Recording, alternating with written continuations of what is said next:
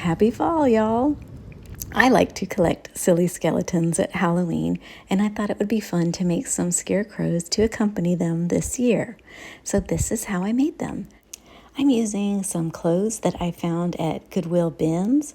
I've got some wood, I think they're basket weaving strips that I got from Spare Parts, a creative reuse store. I'm using Poly-Fil Fiber Fill and then PVC pipes and connectors to build the frame.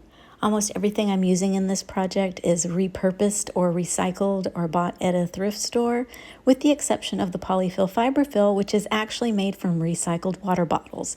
So this is a very environmentally friendly project. I'm starting off by tying off the ends of the jeans, and on some of the ones later I did go back and add in the wood reed strips. But right now I've just tied it off, and then I'm also putting some twine around the waist so that I can cinch the waist a little bit better later so that it fits better on my frame. Once I have all of that in place, the twine belt and then the bottoms tied off, I'm going to use the Poly-Fil Fiber Fill to start stuffing my scarecrow pants. The reason I decided to use Poly-Fil Fiber Fill instead of other things, like when I was reading suggestions on what to use, hay, I mean, I have a lot of hay because I own guinea pigs, but when it gets wet, I don't like the musty smell, and it also gets very heavy. And it does tend to rain here a bit in October, so I didn't want to use that. Newspaper would also get really wet. Plastic bags wouldn't dry. So Poly-Fil Fiber Fill seemed like the perfect option because it is very lightweight. And so I didn't want my scarecrow to be super heavy because I need it to stay upright. And I can also add more or less to create the right amount of volume, depending on how stiff I want things to be or how full they want things to be. Like with this one, I didn't stuff it too much, but you'll see with the second one I made, I was kind of inspired by this figure in Texas called Big Tex. I wanted to make it as big as possible, so that was my inspiration there, and I just shoved more polyfill into that shirt. But in this one, I am now done with those pants, so I have created sort of like suspenders, and using that twine, I'm going to tie it up onto the frame, like if you could imagine those being shoulders. I'm just going to loop the twine. I looped it through the belt loops, and then I'm going to tie it into knots over the top there, so that they will just hang not so delicately on the frame. I'm trying to position the pants so that the bottom is just kind of grazing the ground, and that gives me an idea of how high to tie them up there. Because, if you have extra suspenders, you could use those instead, or if you're lucky and you find some overalls, then you can skip this step. But this was how I managed to get pants hung up.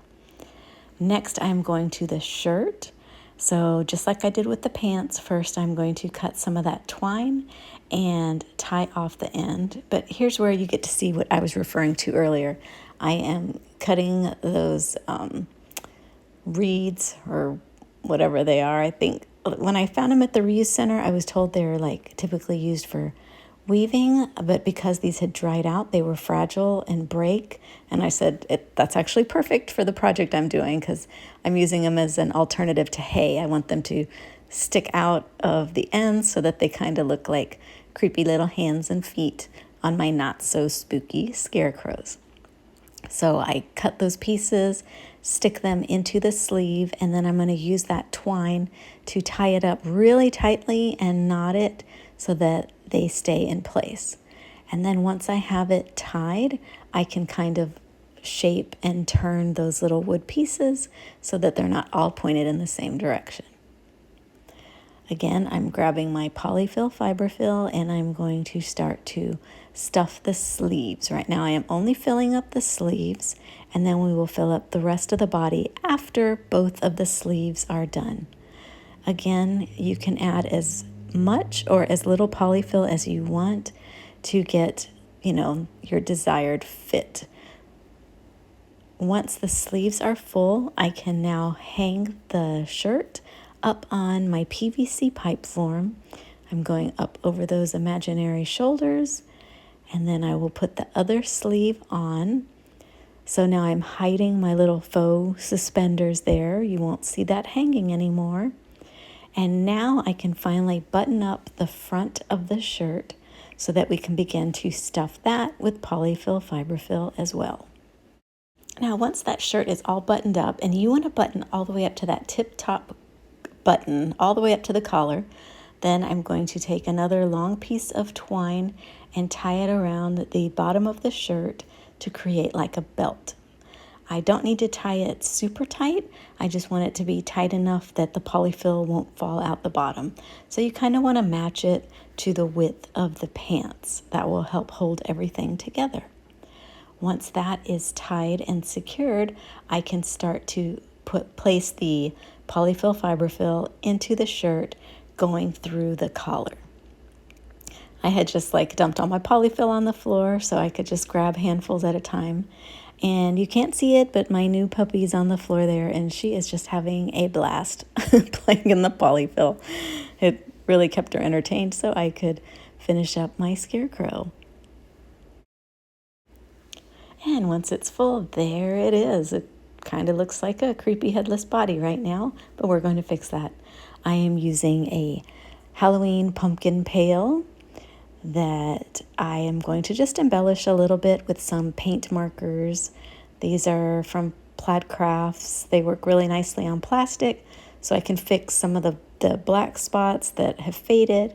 I'm going to add some white highlights and some orange just to give it some dimension and make it look kind of like a vintage pumpkin.